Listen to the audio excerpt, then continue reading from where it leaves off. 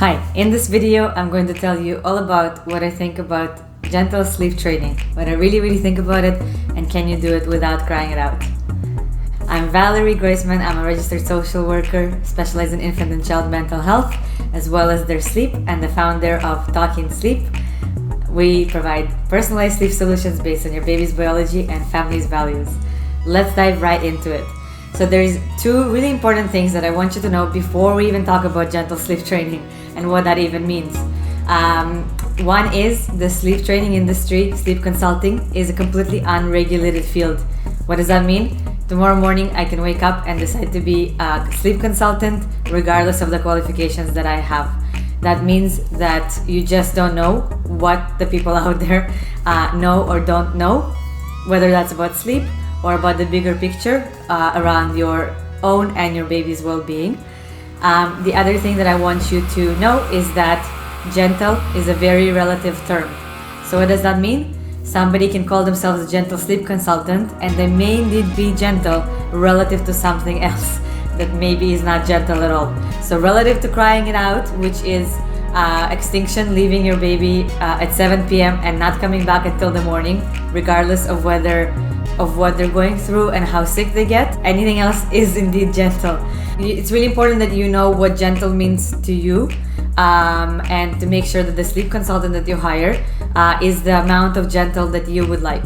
My other concern with gentle is that there are approaches that genuinely do try to be gentle, but they turn out not to be gentle at all. For example, I had a friend who hired a gentle sleep consultant, and she told her gentle sleep consultant that she's only comfortable with leaving her baby to cry for 3 to 5 minutes at a time. Totally legit. I think that it's completely up to you what you feel works for you. What happened was, after trying this 3 to 5 minutes and not getting any results, what the sleep consultant said, well, I guess it's not working, so you might as well just leave your baby to cry for as long as it takes to get them to sleep. I don't think that's gentle whatsoever. For example is there are gentle approaches where you stay in the room with your baby while your baby cries for the amount of time that was agreed with the consultant, and then you gradually move yourself further and further away from your baby. Again, if your baby is crying and you're instructed not to look at them, not to comfort them, and you're feeling stressed in that moment because your baby is feeling stressed in that moment, but you continue not responding to them because you're trying to follow rules that the gentle sleep consultant told you to follow, I don't think that's gentle at all. And a truly gentle sleep consultant or sleep coach would not provide you with directions. They will suggest things and then have a conversation with you about whether it's working for you or not. It always should be you who is seen as the expert on your baby, and that includes their sleep. Your consultant is your guide. Never feel like you have to do what they said. Overnight tech support sounds very supportive. The problem is that providing overnight tech support puts you in a position where you need someone else to tell you whether and how you should respond to your baby. Okay?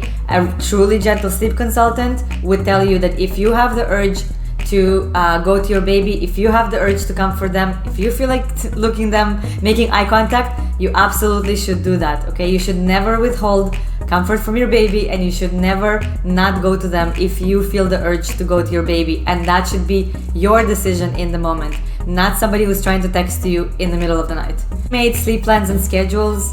Babies are babies. They're little tiny humans. They are not robots, and therefore one size does not fit all. So if you're getting a sleep plan or that's many days or months or weeks in advance, it's concerning to me, because your gentle sleep consultant, unless they're also psychic, would not know how your baby would respond to their recommendations. And in my opinion, a truly gentle sleep consultant would how you and your baby respond to their recommendations and adjust them based on that. And therefore, there's no possible way for them to have a plan days or weeks in advance before you even try it. Guaranteed results in a specific amount of time. That's a red flag for me. So again, if your sleep consultant is not a psychic, there is no way for them to know whether their suggestion or your goal will be met within 3 days, a week, or 2 weeks, or a month, or whatever it is.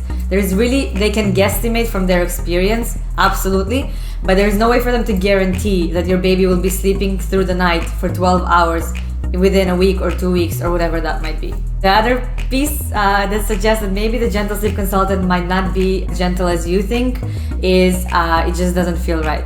So I really think it's really important that you trust how you feel and do what feels right and good and authentic to you. That is the recipe to prevent feeling any shame, guilt, or doubt after you have sleep trained your baby. So my main issue with gentle sleep training is really that it's almost like a catchphrase for here, that you understand that crying it out can be harmful. So here, let me call it gentle and get you to do and you may or may not be asked to do what you were trying to avoid in the first place. So it's really hard. There's just so many consultants out there, lots of people using the words for marketing purposes that they think you want to hear. So it's just really confusing and really hard to find someone who's actually gentle, which is why I tend to encourage you to look out for people who just flat out do not use crying out and sleep training methods, and those are likely to be actually gentle. With that said, if you found a sleep consultant and they have a concrete plan that you feel comfortable and confident with, absolutely go for it and give it a try. I think that, again, you're in the best position to decide what's right for you and your baby. So just because they're calling themselves gentle sleep consultant, I don't want you to think that you shouldn't be working with them. I just want you to make sure that you ask all the right questions before you hire them, so that you're confident and comfortable that they can get you through to your goal in a way that feels good to you and your baby. I hope that helps. Let me know what you think. Let me know if you have any questions, comments in the comment section. I hope to talk to you next time.